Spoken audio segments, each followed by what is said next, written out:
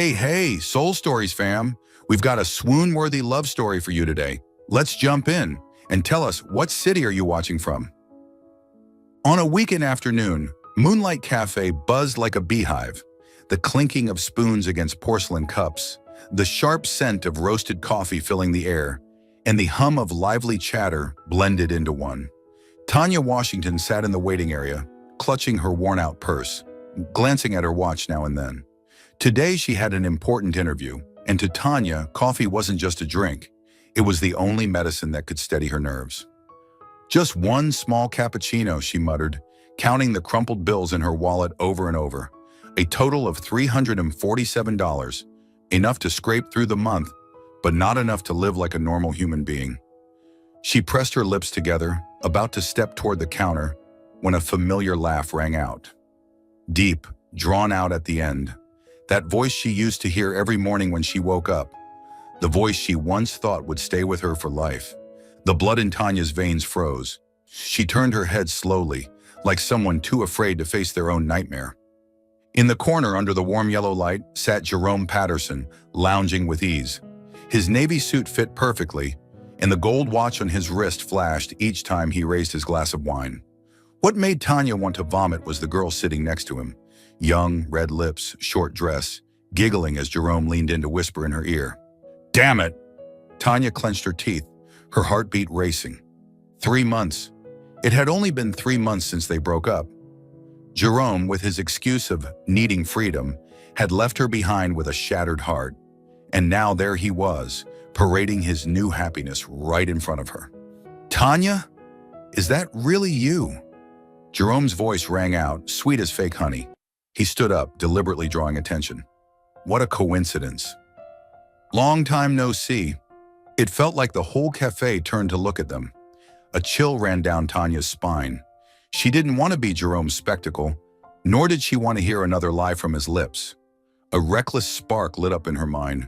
A second later, Tanya spun around, rushing to the nearest table, where a stranger sat alone. He wore a white shirt, held a newspaper in his hand, his face angled under the light. Without thinking, Tanya bent down and wrapped her arms tightly around him. Her breath came fast, her heart pounding as if it would burst from her chest. "I'm sorry," she whispered urgently. "Please pretend you know me. Please." The man stiffened for a moment, his eyes lifting from the paper. Cold gray eyes, deep as winter stones under a frozen lake, locked on her. But instead of pushing her away, he raised an eyebrow, the corner of his mouth curving into a dangerously slight smile. "Holding me this tight," his voice was low, steady, tinged with sarcasm. "People might actually think we're real." Tanya flinched, her face burning. She couldn't reply, only dared to step back half a pace, but his arm didn't move, letting the entire cafe believe they were lovers reunited. Jerome stopped at the table, his displeasure written all over his face. "Oh, sorry, I didn't realize you already had a new boyfriend." Tanya swallowed hard, wanting to object, to speak the truth, but the man's cold gaze next to her seemed to silence her. He calmly folded the newspaper, placed it on the table, and looked up at Jerome. "She's busy. If you don't mind, we'd like to continue our unfinished conversation." Jerome froze. For a moment, his usual arrogance vanished. Awkwardly, he turned away, dragging his new girlfriend back to their table. Tanya exhaled in relief, her legs trembling. She gently pulled her hand away, mumbling, "Thank you. I'm sorry for bothering you. I really didn't." "Interesting," the man cut in, his voice even, as if he'd just watched a play. He leaned his arm on the table, his eyes glinting with an unreadable smile. "An impromptu performance, directed by you. I didn't expect to land the lead role for free." Tanya wished she could sink into the floor. She stammered, I just... Running from the past?" He tilted his head. "Or trying to make your ex jealous?" "No, She clenched her teeth, mustering all her courage. "I just didn't want to see him anymore. That's all." The man paused for a beat, then gave a slight nod. "Got it." He rose to his feet, tall and composed, slipped an arm around her shoulders, and guided her out of the cafe, while Tanya followed helplessly under Jerome's gaze. Before leaving, the man narrowed his eyes, leaving Tanya stunned with one last remark. Next time you want to hire an actor, give me notice. I don't work cheap. Tanya's jaw dropped as she watched his figure disappear past the glass doors. She had never seen anyone so arrogant. Yet for some reason, her heart was beating faster than usual. She had no idea that this embarrassing encounter was only the beginning of the sweet chaos destiny had in store. The next morning, Tanya studied herself in the foggy mirror of her tiny rented room. She smoothed the crease on the white shirt she had carefully ironed the night before, pulled on the gray blazer she'd borrowed from her neighbor, and tied her hair back in a neat low bun. Good enough, she told herself, even though the worn-down flats on her feet reminded her that her financial puzzle was still unsolved.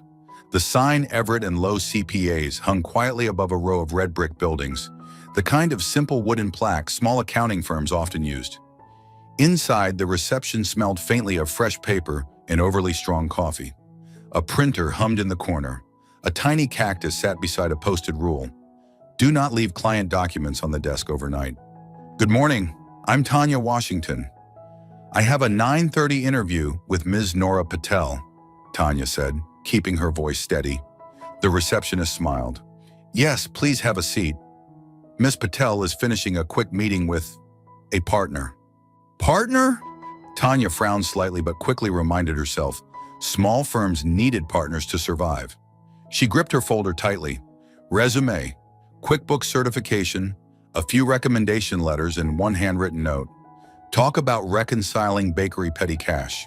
The most significant case. The interview room was plain, a wooden table, 2 chairs, and a whiteboard. Nora Patel, mid-30s, sharp but friendly, entered, followed by a graying man in glasses. Probably Mr. Everett. Tanya stood to greet them, suppressing the nervous shiver running down her spine. Thank you for being on time, Nora began. We'll start quickly with a small case. You have 30 minutes to identify why this balance sheet is off by $2,317 compared to the bank reconciliation. A printed sheet slid across the table. Tanya inhaled deeply, scanning the lines. Cash, receivables, inventory, depreciation. A scrawled note in the margin read, vendor credit applied. She penciled arrows connecting dots. Misapplied vendor credit? Or bank fees left unreconciled? Her mind snapped into gear. Would you like a calculator? Mr. Everett asked. No need, thank you. I prefer sketching assumptions first, then confirming, Tanya replied, her hand moving constantly. She traced back through the ledger. An ACH payment of $1,160 appeared twice, once in the cash book and once in the period-end adjustments, while a $3 bank fee was posted to the wrong month.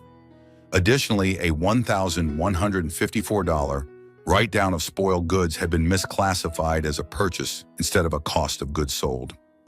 I believe the discrepancy comes from a duplicate vendor credit of $1,160 and the minus $3 bank fee posted in the following month, Tanya said calmly, lifting her gaze. That totals $1,163. The remaining $1,154 comes from recording spoiled goods as purchases instead of COGS, causing inventory and expense mismatches between books and reconciliation.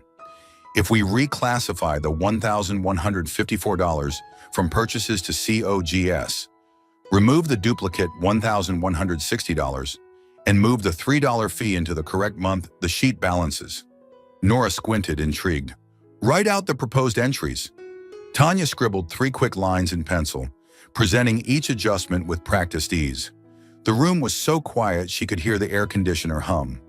Good, Nora nodded. Now we'll move to the interview. The door opened. A breeze swept in along with a faint smoky cologne. Tanya looked up, and her heart dropped like a stone. White shirt, tall frame, face with those cold gray eyes. Ethan Cole. Yesterday's newspaper still seemed folded in the calm weight of his stare. Apologies for being late, he said evenly to Nora and Mr. Everett, his low, husky voice neither loud nor soft, but enough to make everyone straighten unconsciously. I only need 5 minutes. After all, Cole Capital is considering additional investment in this digital accounting workflow project. Tanya's grip on her folder tightened. The awkward, humiliating feeling from Moonlight Cafe came rushing back like an icy wave. Not him, not here, too. But there he was, unbuttoning his jacket, taking a seat across from her as though the room already belonged to him. Those gray eyes brushed over her for a second. The corner of his lips lifted, a smile both polite and dangerous. "Ah," Ethan said slowly. "So it's you." Nora glanced between them, surprised. "You two know each other?" Tanya opened her mouth to deny it, but Ethan spoke first, calm and deliberate. "Yesterday, I watched an improv performance at Moonlight Cafe. The lead actress delivered quite the hug. The air froze. Tanya's ears burned. She drew in a breath, steadying herself. "That was an accident. I apologize for troubling you." Ethan leaned back, crossing one leg over the other, his gray eyes gleaming with familiar mockery. "If you're that good at acting, you must be just as clever with accounting." A thin spark shot down Tanya's spine. She lifted her chin. "If you want to assess my abilities, please look at my test," she said firmly. "But if you want to comment on my character, I'd appreciate you using more than a single moment of panic." Nora coughed lightly. Mr. Everett looked at Ethan as if reminding him that this was still their interview room. Ethan only raised his brows, amused. "Fair enough," he said curtly. "Your test was decent." Tanya bit the inside of her cheek to stop herself from rolling her eyes. "Decent, sure. Thanks for the generosity." Nora steered the discussion back. She asked about Tanya's experience with petty cash, handling vendor credits, and reconciliations in data-poor environments. Tanya answered clearly, with concrete examples. A bakery she'd worked for, an auto shop that mixed personal and business expenses, and a church fund that needed careful reconciliation. "How do you handle it when a business owner insists, 'I remember paying,' but has no proof?" Nora asked. "I don't argue," Tanya replied. "I make a list. What we know, what we believe, what we need to prove. Then I request access to the bank account to pull statements. Numbers don't lie, but people will if cornered. I avoid cornering anyone." Out of the corner of her eye, she saw Ethan tilt his head. "Numbers don't lie?" he echoed, testing. "They can be manipulated if someone wants," Tanya shot back, "but cross-checking always exposes it." Something flickered in his eyes. Not quite a smile. "Good. I hate easy, empty answers." The interview moved into a scenario. A small client wanted to push revenue into this quarter to secure a loan. Tanya didn't hesitate 2 seconds before saying no. "I'd suggest they focus on improving receivables turnover and inventory instead of manipulating revenue recognition. They can negotiate loan terms with real cash flow projections, not inflated ones." "Not afraid of losing clients?" Mr. Everett asked. "I'm afraid of losing my conscience," Tanya answered softly. "Losing one client for telling the truth still lets me sleep at night." Ethan tapped his fingers against the armrest, unconsciously, eyes never leaving her face. "You say no so easily. But can you keep saying it under pressure?" Tanya pressed her lips together. "If pressured, I give 3 choices. Legal with low risk, legal with optimization, or illegal, and I walk away." The air relaxed slightly. Nora leaned back, exchanging a quick glance with Mr. Everett. "Thank you, Tanya. We'll be in touch soon. Before we finish, do you have any questions for us?" "Yes," Tanya said, turning to Nora, avoiding Ethan. "In your onboarding process, who handles account mapping during system transitions? And how much authority does a partner have in approving internal accounting standards?" She glanced at Ethan on the last line. Ethan answered instead, his voice even as if reading minutes. "Cole Capital doesn't interfere with accounting standards. We prioritize operational efficiency and data reliability. But if anyone wants to act, I'll be the toughest audience." Tanya gave a thin smile. "Good thing I prefer playing my own role. Accountant." The interview ended. Tanya bowed her head in thanks, gathered her papers, and only when she reached the hallway did her legs finally tremble. The tension drained, leaving behind a mix of irritation and amusement. Since when did she have to prove herself to some sarcastic stranger? The elevator dinged open. Tanya stepped inside, just as a hand stopped the door. Ethan entered unhurriedly. the small space filled with the metal scent and his smoky cologne. "You did better than I expected," he said, eyes fixed on the numbers flashing above. "I don't need your expectations," Tanya replied, staring at her reflection in the steel doors. "I just need the job." Ethan chuckled softly. "Direct. I like people who know what they want." "Then let HR handle it. No need for you to comment." "Oh," he tilted his head, voice edged with teasing. "But I have a habit of commenting." The elevator opened on the ground floor. Tanya stepped out first without looking back. "Yesterday I owed you a thank you," she said quietly. "Today I hope not to see you again as a critical audience."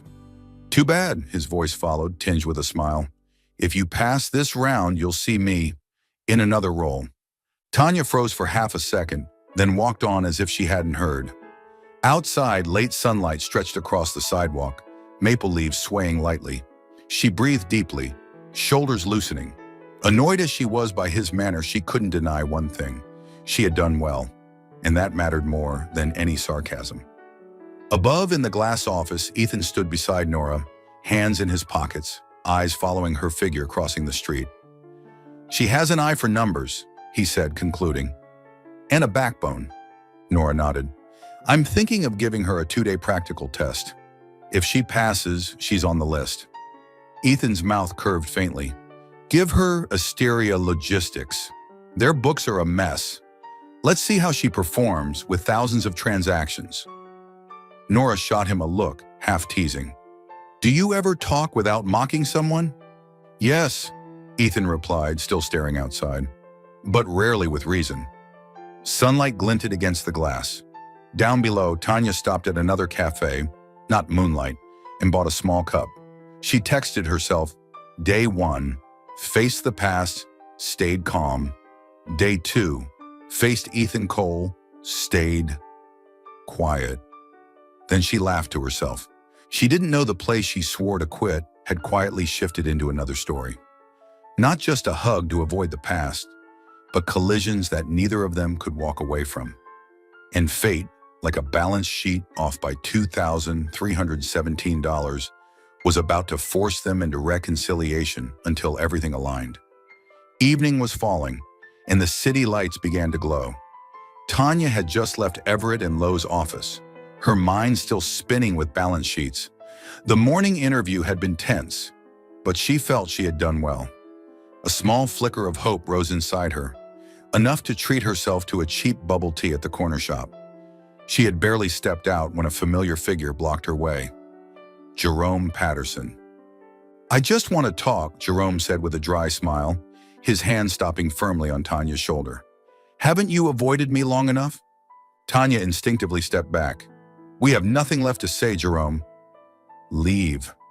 Jerome frowned, tugging lightly at her arm. "You think you can just walk away that easily? I cared for you. I gave you everything." "What you gave," Tanya cut in, her voice trembling but firm, "was only the humiliation of betrayal." "That's enough." She tried to yank her hand free, but Jerome gripped harder. Curious eyes from passers-by began to gather. Tanya's heart pounded wildly, genuine fear rising in her chest. And at that moment, a low, cold voice spoke from behind. "Looks like she's not interested. How long do you plan on holding her?"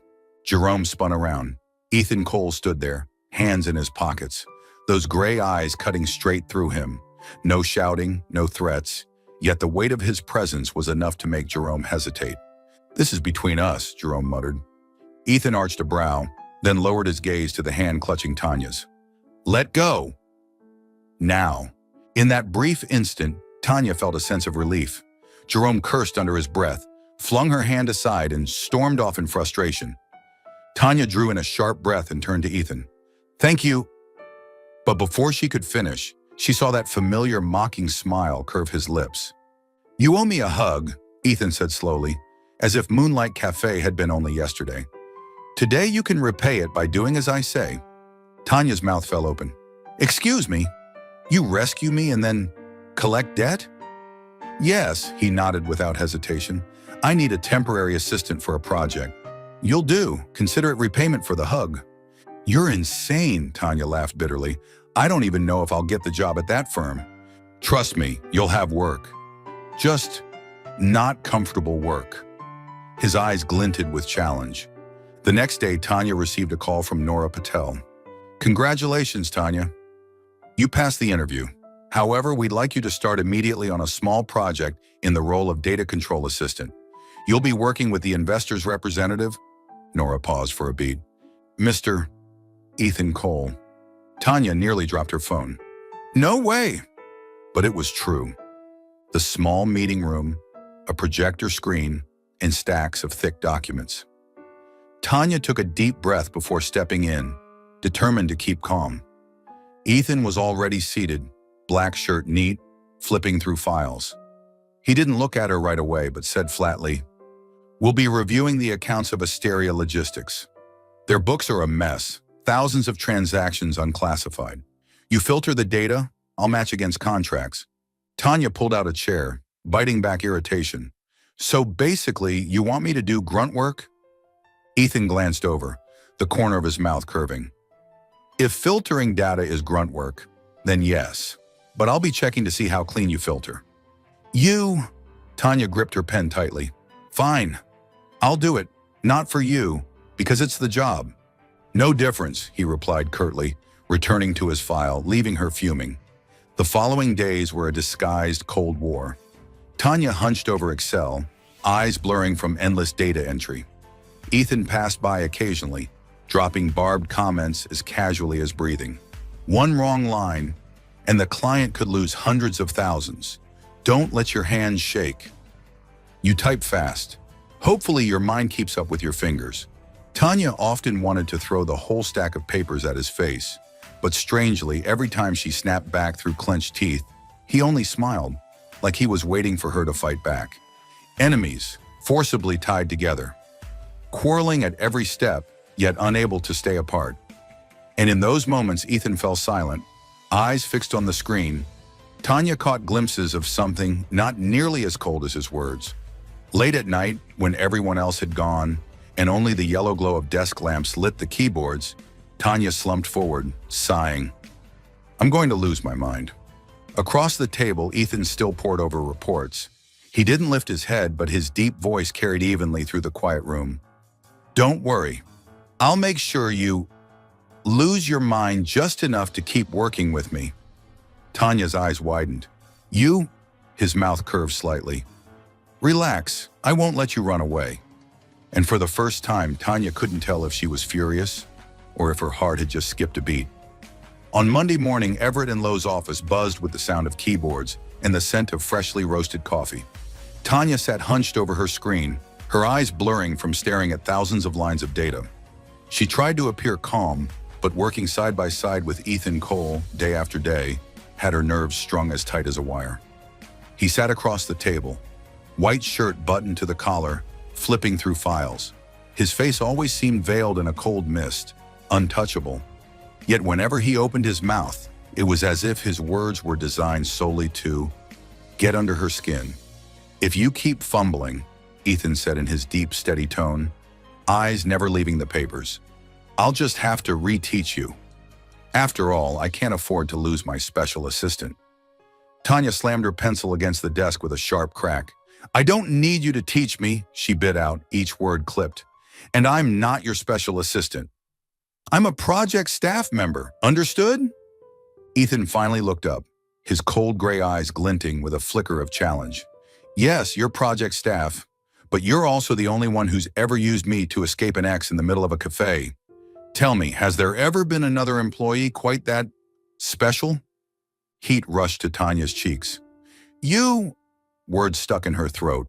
She spun back to her screen, determined not to let him see her blush. She would not give him the satisfaction of belittling her again. In the days that followed, Ethan stayed the same, cold as ever, yet dropping comments that drove Tanya mad. When she mistyped an Excel formula, he said lazily, Not bad. You just made an error that could have cost the client about a car. Good thing I caught it. When she struggled under a stack of files twice her size, he held the door open, but still added, Don't trip. I'd hate to report that my assistant died under paperwork. Tanya could only grit her teeth, vowing silently to prove she wasn't incompetent. But that determination was quickly tested.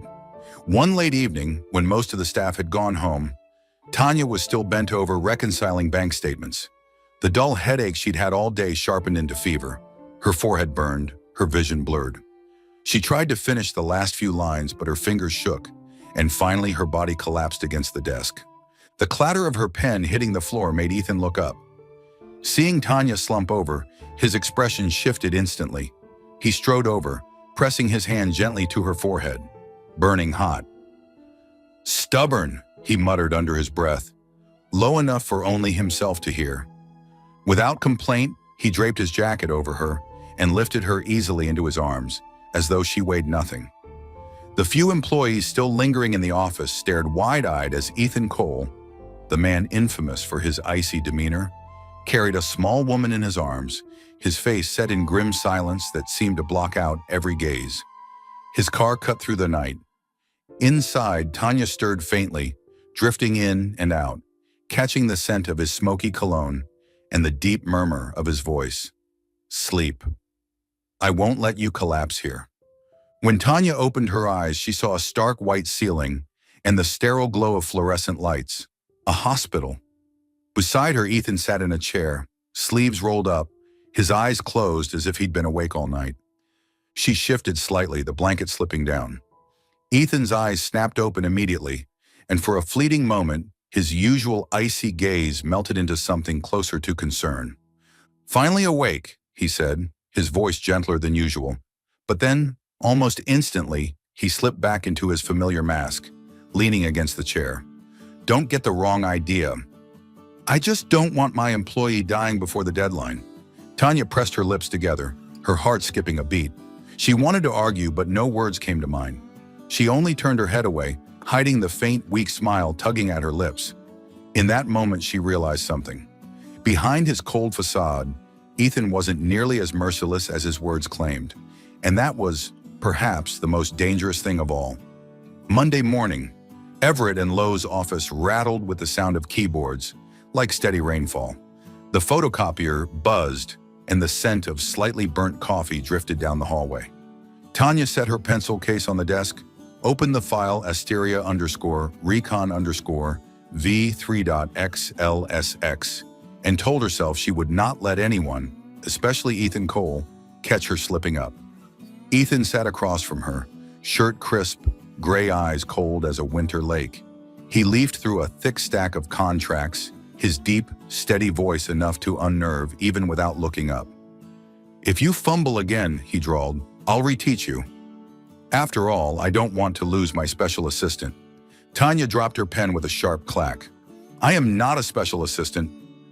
I'm a project staffer, and I'm not clumsy." Ethan raised a brow, the barest hint of a smile tugging at his lips. "Good. Prove it." She swallowed her anger and turned back to the spreadsheet. "Fine. I'll prove it with numbers, not words. Cash inflows/outflows, inventory recognition, vendor credits, bank fees, everything slotted together like puzzle pieces." Occasionally, he walked behind her, paused for exactly 3 seconds, and dropped a line sharp enough to make her want to slam her keyboard. "Oh, you just saved Asteria enough to buy a mid-range car. Don't expect me to hand one over." That formula has an extra space. Spaces are the enemy of reconciliation. "Had lunch yet? Don't blame Excel if your blood sugar crashes." "Yes, Your Honor, the toughest judge," Tanya muttered under her breath, though she kept her head down, determined to finish. By noon, Nora had emailed draft reconciliations for April and May, due by the end of the day. Tanya rummaged in her drawer for instant noodles, her stomach grumbling faintly. Instead, she gulped a second cup of coffee, her stomach twisting in protest. Later. Eat later. By 4 o'clock, the AC blasted, dropping the temperature. A chill prickled down her neck. She tugged on her cardigan, but her head felt heavy, her vision blurring for half a second before snapping back. Not now. From across the room, Ethan stood with Mr. Everett, speaking in low tones. His gaze slid to Tanya, holding for a beat. "Nora," he said evenly, "give her an extra hour on the deadline. I need her to recheck the vendor Northline transactions." "Urgent?" Nora asked. No, Ethan replied, eyes fixed on Tanya's screen. But it needs to be clean. Tanya heard him, irritation flaring hot.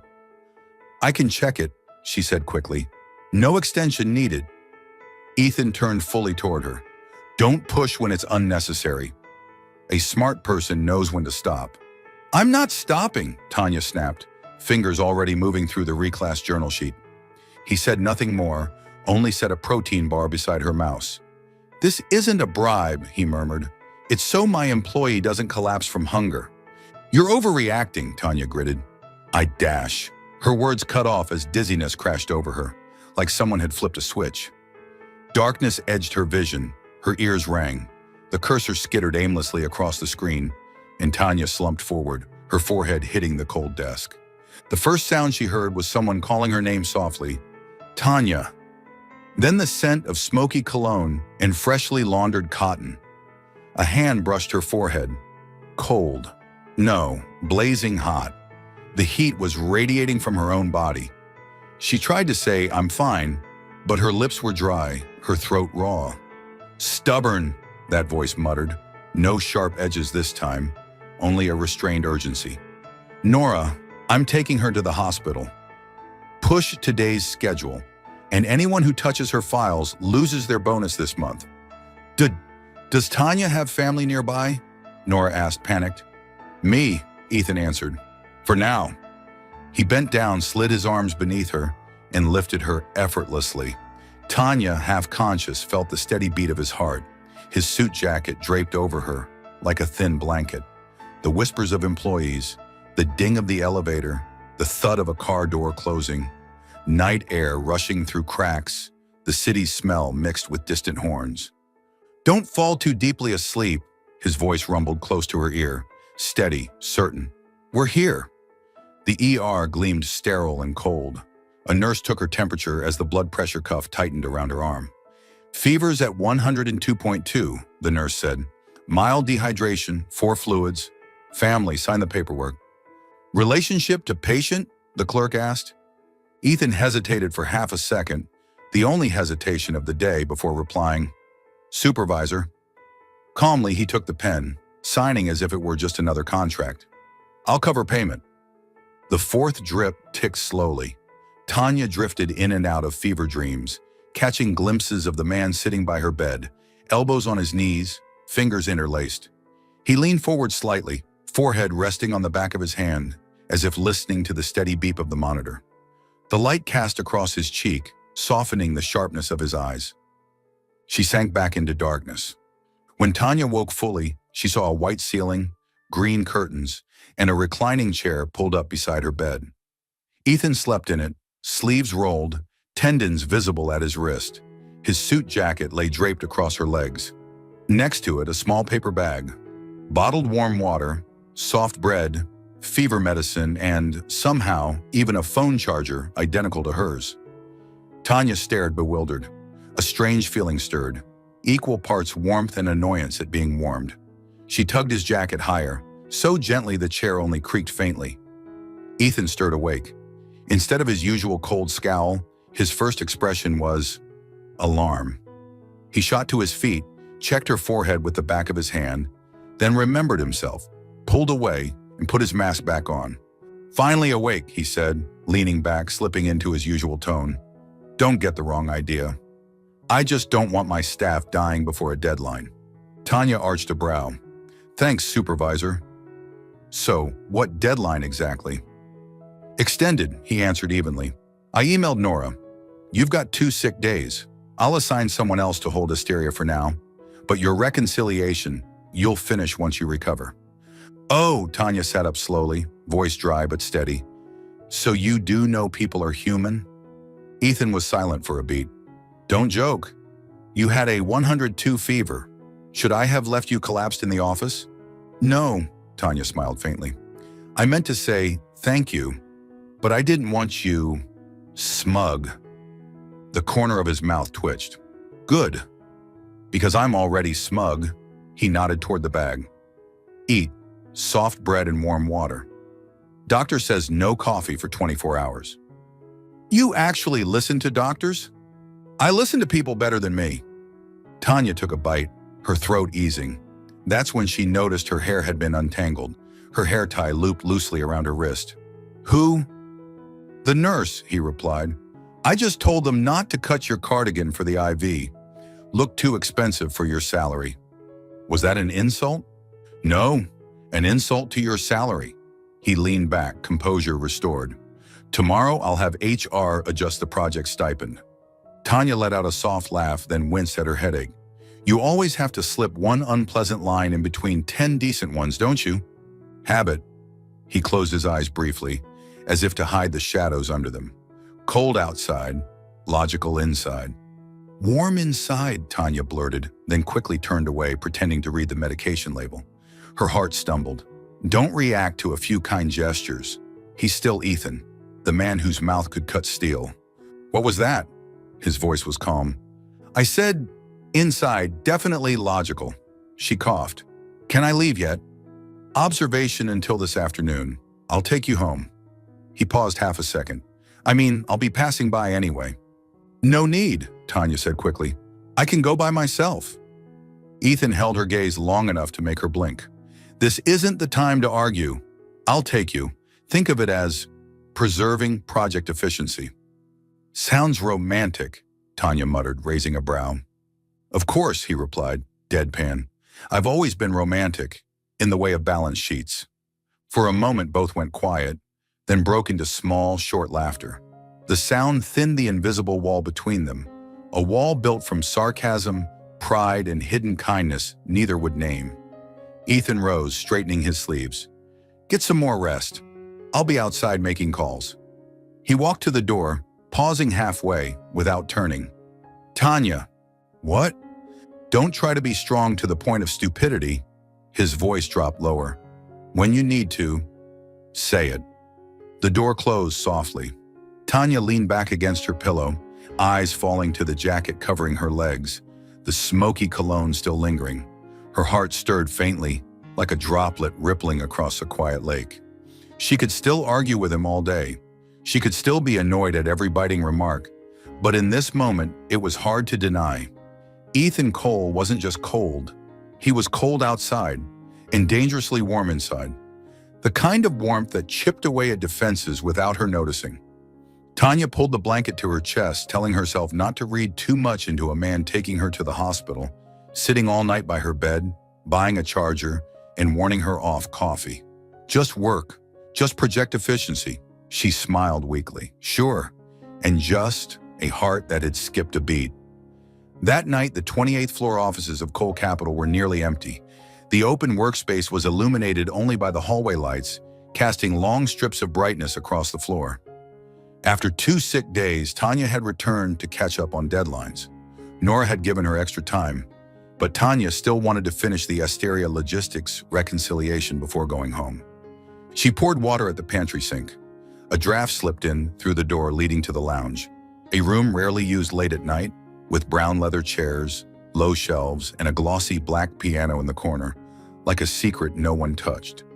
At first, the sound was so soft that Tanya thought she imagined it, a string of simple notes, unshowy, like someone speaking in whispers. Then the melody widened, fuller, rounder, each chord falling gently but weighty, like summer rain. She froze at the doorway, cup still in hand. The lounge lights glowed dimly along the walls. Outside, city lights streamed through the glass windows, painting silver streaks across the piano lid. Ethan sat there, body angled, sleeves rolled past his elbows, fingers brushing the keys with the precision of someone used to counting numbers. Yet not dry, not cold. Music made his face different, less sharp, less guarded. She stood still, listening to the piece as if she had wandered into a memory she didn't own. When the music stopped, Tanya realized she'd been holding her breath. She set the cup down on the shelf, ready to leave, when the piano bench creaked. Ethan didn't look up, but his voice carried low and clear. How long are you planning to stand there? Tanya froze. Sorry, she whispered. I heard the music. I didn't think it was you. Ethan tilted his head, gray eyes catching hers in the half-dark, already glinting with knowing irony. Believe it or not, besides compounding interest, I can play 3 songs, enough when necessary. Doesn't sound like just enough, Tanya replied softly. Sounds like something you actually understand. He paused, fingers resting lightly on the keys. Maybe, he said, then pressed a short, unfinished phrase like a question left hanging. What are you doing here this late? Catching up. She lifted her cup of water as a harmless excuse. And you? Couldn't sleep. His tone was matter-of-fact. The piano helps me sort my head, like reconciling a bank statement. Tanya let out a small laugh. You needing to sort your head? A few things, he said without smiling. Things Excel can't hold. She stepped closer, then stopped. Her gaze drifted to the music stand by the piano. An old sheet, edges creased, faint pencil slurs. At the yellowed top corner, a line of slanted handwriting. L-. Don't rush this part. The first letter was capitalized. The rest was faded ink. You've played long? Tanya asked, trying to keep her voice neutral. No, Ethan answered, gently opening and closing the lid, as if wavering between 2 states. Someone taught me. Was she good? He looked straight at her. In his eyes, something like a smile, though not for the present. The best, he said. I thought I had no talent. She told me, you have plenty of hands, just not enough patience. Silence filled the room again, only the hum of the city outside. Tanya inhaled slowly. She was... The question faltered, too intrusive. She bit her lip. If you don't want to say, it's fine. Ethan clasped his hands in his lap. When he spoke, his voice was flat as usual, but each word fell slowly. Lila, he said, we were engaged 3 years ago. Tanya stood still, her heart sinking a beat. An accident, he went on in the same even tone. One rainy night, oil slick at the curve. I was driving behind. By the time I reached her, he stopped, eyes shifting to the window, where an LED billboard flashed green, white, red, green. Fast enough to stop any last words, slow enough to remember every useless detail. He spoke like narrating to a stranger. No drama, no words like pain or loss, just facts. But the way his fingers dug into the back of his other hand betrayed the calm. Tanya stepped closer, her palms damp. I'm sorry. The phrase felt hollow. She swallowed. No one deserves to go through that alone. Ethan tilted his head, then gave a dry smile. You hugged me once, and now think you have the right to ask about my private life? Tanya stiffened, heat rushing to her face. She stumbled back half a step. I didn't mean... I know, he cut in, with a faint sigh, as if surprised himself at saying so much. But I don't like pity. I'm not pitying you, Tanya replied quickly, steadying her voice. I just respect it. Ethan said nothing. In the dimness, his eyes lost their usual sharpness. They sank deep like a dry well, bare at the bottom, rough but real. After a long pause, he nodded slightly.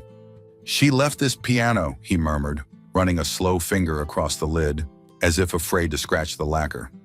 I didn't touch it for a year. Played one note once, shut it again. That note stayed in my head for a week. When I reached the second phrase, I realized I didn't want to lose the first anymore. So, here I am. Starting over slowly, Tanya whispered, like learning to breathe after you've been winded. Ethan looked at her, neither agreeing nor denying. He nudged the bench aside, gesturing. Sit. I don't play, Tanya protested, waving her hands. You don't need to, he said. Just turn the pages. When I nod, hesitant, she sat at the edge of the bench, leaving a proper distance. Ethan set his hands on the keys, repeating the earlier phrase, this time steadier, with intention, with reply. When he nodded, Tanya turned the page. The sound of paper crackled oddly loud in the dim room. On the third page corner, faint pencil notes again. Don't skip the silence. Silence is music too, she read silently, then smiled. Ethan stopped playing and glanced over. What's funny? She wrote the way I talk, Tanya said. I tell bakery clients not to stuff numbers, just to balance. Leave white space to breathe. Balance sheets need silence too. Ethan let out a breath of soundless laughter, lips quirking faintly. Silence in books usually means errors. In life it doesn't, Tanya replied, startled at how intimate she sounded. She quickly corrected, I mean, sometimes pausing is how you move forward. He didn't tease. The piece ended on an open chord, neither happy nor sad, like a door left ajar. Ethan lifted his hands, not looking at her, murmuring, It's late. Tanya stood, returning the sheet to its place. She almost said, Get some rest, but stopped. Polite phrases felt unnecessary here. She picked up her cup, stepping back toward the door. Ethan, she said softly. He looked up. Thank you for telling me. I won't bring it up again if you don't want. Don't, he answered, voice slightly hoarse. But don't act like you never heard. Her chest tightened. She nodded. Okay. He rose, gently closed the piano lid. The soft click echoed. Then he grabbed his coat and walked with her to the door. The hallway was empty, sensor lights blinking on in clusters as they passed. At the elevator, he pressed the button, hands in pockets, his face wearing the familiar, cold CEO mask. Come 20 minutes late tomorrow, he said, eyes on the display. You still have medicine. Don't push it. Tanya tilted her head. Are you caring? No, he replied with a faint smirk. I'm preserving efficiency. Right. Romantic in the way of balance sheets, Tanya echoed his old joke, and for the first time saw him actually smile. A small, fleeting reflection on glass. The elevator opened. They stepped in, standing at opposite corners like two magnets pulling and repelling at once. From the stainless steel reflection, Tanya saw herself. Low ponytail, eyes still tired but brighter than days before. And him, shoulders straight, posture impeccable, but eyes in the mirror carried loneliness. When the doors opened at the lobby, Tanya stepped out first, then turned back quietly. Get some sleep. Tomorrow keep playing 3 songs. Ethan leaned against the frame, hesitating a beat between distance and words outside his checklist. At last, he chose half-joking safety. Fine, but don't think page-turning counts as a KPI. Then add it, Tanya retorted, pursing her lips. New KPI, preserve silence. The doors shut, slicing a thin line of light between them. Tanya walked through the lobby, night air brushing her face, the faint scent of old rain lingering from the afternoon shower. Inside her chest, a note hung unresolved. Not sharp, not heavy. Just there. Cold outside, warm inside. She had once joked about him like that. Tonight, hearing those notes, stubborn yet tender, she knew it wasn't a joke anymore. And that was the dangerous part. The cold exterior warned people away, but the warmth hidden inside made them want to stay. Loving this story. This story belongs to Soul Stories. If you see it anywhere else, please come back to our official channel to enjoy it in full. Friday evening, Tanya was about to leave the office when Ethan blocked her path right in front of the elevator. His black suit made his tall frame look even more imposing, gray eyes calm and cold as always. Are you free tonight? He asked bluntly, no preamble. Tanya froze. What exactly is that supposed to mean? Dinner, he replied, his tone flat, void of nuance. Then, as if afraid she'd misunderstand, he added another line, which only made it more arguable. You should feel honored. I've never brought anyone into this kitchen. Oh, thank you for giving me the privilege of being your first cooking experiment. Tanya crossed her arms, half annoyed, half amused. Ethan's lips curved faintly. At least you know your position. Ethan's penthouse on the top floor of a glass tower opened to a sweeping view of the city. Warm yellow light spread across a living room that was larger than Tanya's entire rented apartment combined. But what shocked her most was the open kitchen, spotless, luxurious, and lifeless, as if no one had ever touched it. You call this a kitchen? Tanya gawked. Looks more like a set for a commercial. That's why I said, you're the first to step inside, Ethan answered coolly, opening the fridge. Sit down. Just don't break anything. Tanya perched on a tall bar stool watching him. It was hard to believe a millionaire in a white shirt was chopping vegetables. She bit her lip, trying not to laugh. What are you cooking? Don't tell me it's instant noodles. Mushroom risotto, he said immediately. Simple enough not to be a disaster, complex enough to prove I don't live off canned food. Tanya burst out laughing. You actually need to prove that? Ethan glanced at her, his eyes holding a flicker of challenge. Are you laughing at me? No, Tanya raised her hands.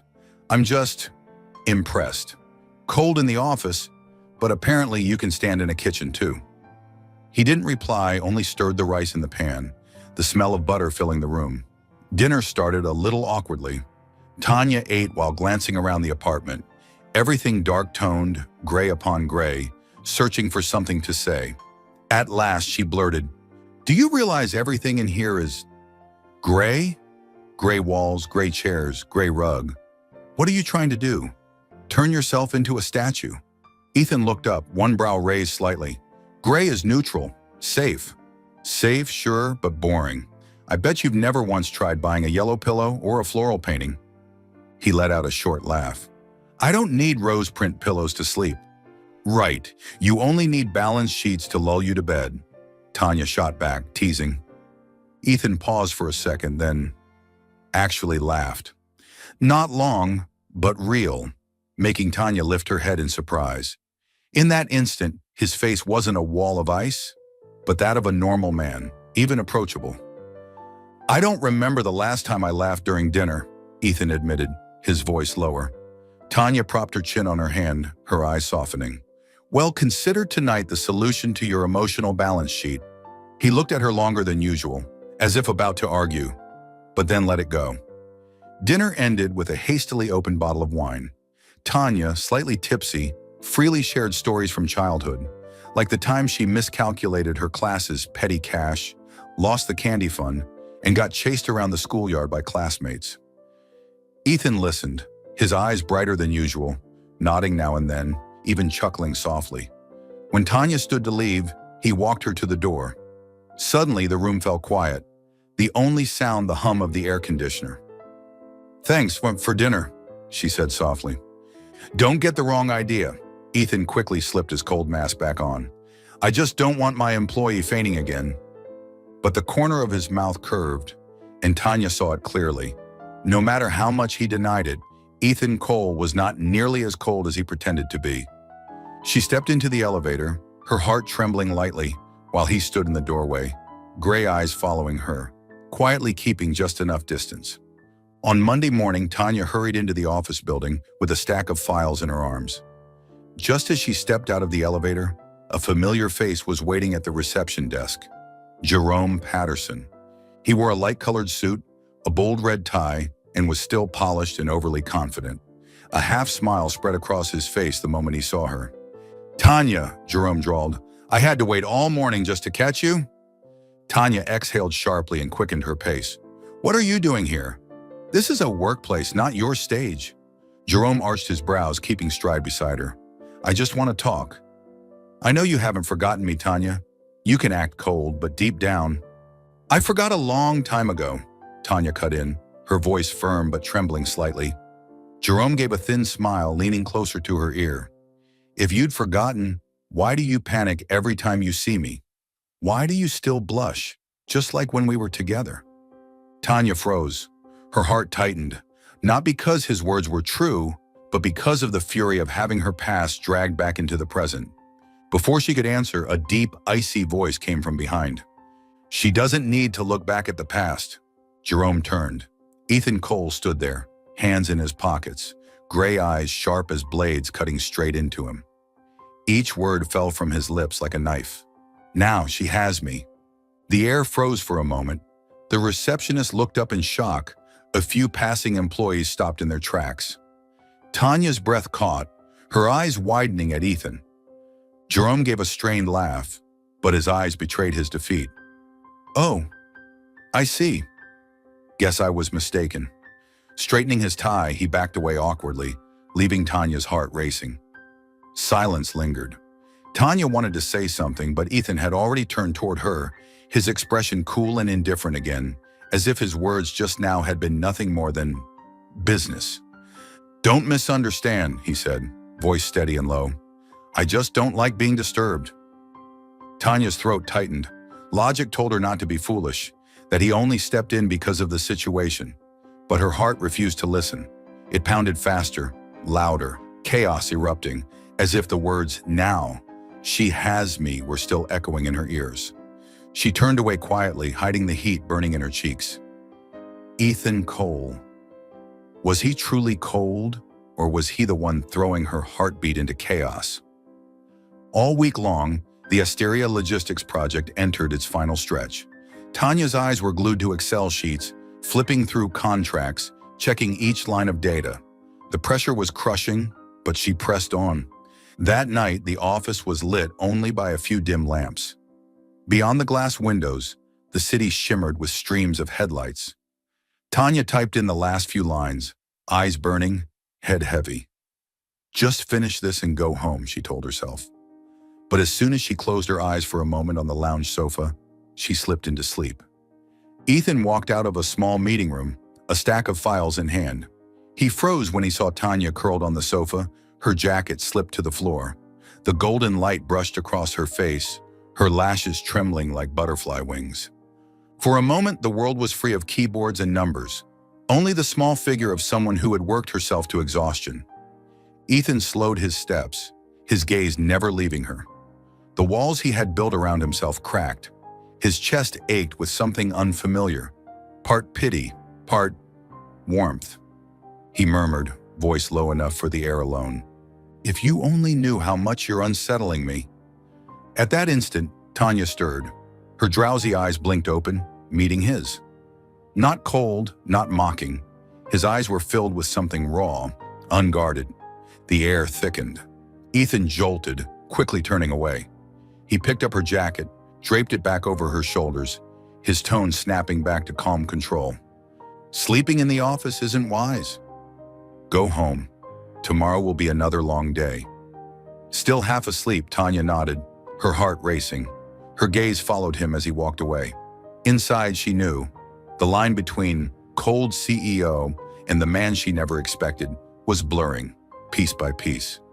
Rumors arrived like a summer storm. Monday morning, as Tanya stepped into the office, a coworker hastily hid their phone, but not quickly enough. The headline was clear on the screen. "Charming young employee seduces lonely millionaire? Office fling or real-life miracle?" Beneath it was a blurry but recognizable photo. Ethan walking beside her, his hand lightly touching her back as they exited the building. "There she is again," a whisper. "Assistant, my foot. Look at her. Just..." Another voice cut off quickly as Tanya walked past. She held her head high, straighter than usual, but her ears burned. Every stare, every murmur, pierced her like thorns. By noon, Nora called Tanya into the conference room. Mr. Everett was already seated, his face heavy. "Tanya, you know," Nora began carefully, "we're just a small firm. Partnering with Cole Capital is vital for our reputation. But clients have started asking questions. They fear the tabloids will drag us into scandal." Mr. Everett sighed. "Perhaps it's best we suspend your subcontract for now, at least until this blows over." The words hit like a knife to Tanya's chest. She clenched her fists, forcing her voice to remain calm. "I understand." That afternoon, Ethan strode into the office, a newspaper in hand. He slammed it onto Tanya's desk, his voice sharp. "Ridiculous. These tabloids. What did you do to make them follow you?" Tanya looked up, eyes red but defiant. "I didn't do anything. I was just standing next to you." Ethan's eyes darkened. He was silent for a few seconds, then delivered the cruelest blow. "If you're this fragile, you won't last long." Tanya went cold. She stared at him, her eyes asking silently, "Do you really think I'm nothing but a burden?" She drew a deep breath, gathered her files, and stood. "Fine. If that's what you think, I'll prove I'm not fragile. But I'll do it, without standing behind you." With that, Tanya walked straight out of the office. Ethan's hand clenched white around the edge of the desk. In his gray eyes, the anger no longer burned at the tabloids or the rumors, but at himself, the man who had just pushed her away with the harshest words. News that Tanya had handed in her resignation reached Ethan on Thursday morning. He walked into the office and stopped dead at the familiar desk across from his, now empty. No chipped porcelain coffee mug, no little notebook with messy scribbles, no girl frowning at her screen as she keyed in numbers. All that remained was a neatly folded piece of paper. Thank you for the opportunity. I need to walk my own path. Tanya. Ethan stood frozen, his hand crushing the note until it wrinkled. His chest tightened, an odd sensation washing over him, like the air around him had just been sucked dry. He went to her apartment, an old building on a narrow street. The door was ajar, and inside lay emptiness. Cardboard boxes scattered across the floor, the cheap sofa gone, the room chillingly bare.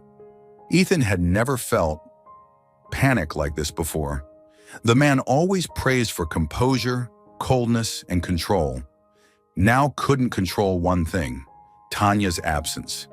He remembered every silly grin when she spilled coffee, the way her eyes lit up, chin propped on her hand, when she argued over a minor ledger entry.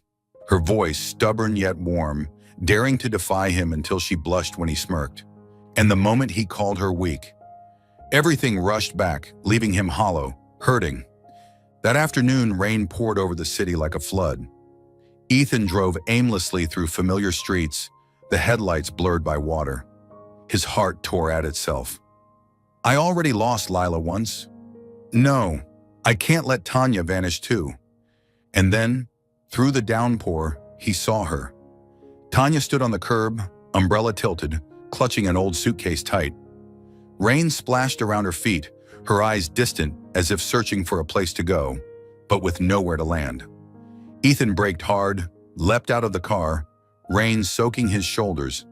He reached her without thinking. Ethan, Tanya blinked in shock. What are you doing here? He didn't let her finish. Ethan pulled her into his arms, holding her so tightly it was as if he feared she would vanish.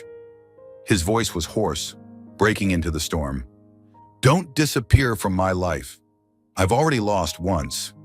I can't survive another. Tanya stiffened, eyes wide. Her heart pounded wildly, not knowing if it was from the cold rain or the heat of his embrace. In that moment, all the sarcasm, the cold words, the teasing, collapsed. What remained was a man, for the first time, laying bare his fear of loss. And Tanya knew this moment would change everything. The heavy rain didn't stop that night. Ethan draped his coat over Tanya's shoulders and guided her into the car. The entire ride back, he was silent, glancing at her every so often, just to make sure she was really there, still by his side. The car pulled up in front of the Cole estate. Warm golden light spilled from the gates, rain shimmering against it. Ethan opened the door, held the umbrella, and led Tanya inside. The fireplace crackled in the living room, flames reflecting across his face, still stern, but stripped of its usual mask. Tanya cradled the hot tea brought by the housekeeper, her heart both warmed and unsettled. You didn't need to bring me here, she murmured. I can... No. Ethan cut her off, his voice low but firm. I can't leave you alone. Not anymore. Tanya looked up, caught by his eyes. No mockery, no indifference, only something so raw it tightened her throat. He drew a deep breath, then stepped closer. Tanya, I know I hurt you. I teased you, shut you out, because I was afraid of letting someone in again, only to lose them. He paused, eyes shutting briefly before opening again, so sincere her heart faltered. But the truth is, you've melted my heart. The room fell silent. Only the rain against the glass and the pounding of Tanya's heartbeat filled the air. Her lips trembled, her eyes stinging. The man before her was far from perfect, too closed off, too rigid, too sharp with his words. But it was exactly that clumsy fear that made his confession so genuine, she couldn't deny it. You, Tanya whispered, her voice trembling, you don't need to be perfect. Just honest. For a suspended moment, Ethan reached out, his fingers still damp with rain, brushing her cheek. Tanya didn't pull away. They gazed at each other, in the final distance dissolved. Their lips met, soft at first, then deeper. No longer the hurried embrace to escape at a cafe, but a beginning, warm, trembling, certain. When they parted, Ethan murmured, his lips against her forehead, "Don't leave again. Stay with me." Tanya smiled, her eyes glowing in the firelight. For the first time, she saw clearly. Behind all the ice, Ethan Cole was simply a man longing to be loved, and she was the answer. Months passed and spring arrived in the city. The skies stretched clear and radiant. Today, the small street buzzed with unusual excitement. In front of a newly renovated building, a red banner hung high, and rows of fresh flowers stood lined up along the entrance. The company's name gleamed brightly on the polished sign, Washington and Company. Accounting. Tanya stood at the doorway, dressed in a simple yet elegant office dress, her face glowing with a rare brightness. This wasn't just a new office. It was a dream she once thought she could never reach. And all of it had been possible in large part thanks to the man who had watched over her through every trial. Guests, friends, and colleagues arrived one by one with congratulations. Many were surprised at the boldness of the once small girl, now the official partner of Cole Capital in an independent firm, funded by Ethan himself. Amid the laughter and chatter, Tanya turned and found Ethan. He walked toward her, tall and steady among the crowd, his suit tailored perfectly as always. His familiar gray eyes, no longer cold, were softened with warmth the moment they met hers. He stopped in front of her, silent at first. Only when the crowd around them quieted slightly did Ethan take her hand, his grip firm, yet gentle enough to reassure her. "This time, you didn't hug the wrong person. You hugged the right one." The words rang out, not sarcastic, not teasing, but a declaration, solid and certain, before everyone present. Tanya laughed, her eyes stinging. Without another word, she threw herself into his arms. And this time, the embrace wasn't to avoid something, wasn't to escape the past. It was to affirm a shared future. Applause broke out around them. Guests smiled, and even Nora and Mr. Everett nodded with pride. In Ethan's arms, Tanya felt his heartbeat syncing with hers. Under the dazzling lights of the grand opening, they held each other tightly, sweet, warm, sealing the story that had begun with an unexpected hug and became the embrace of destiny.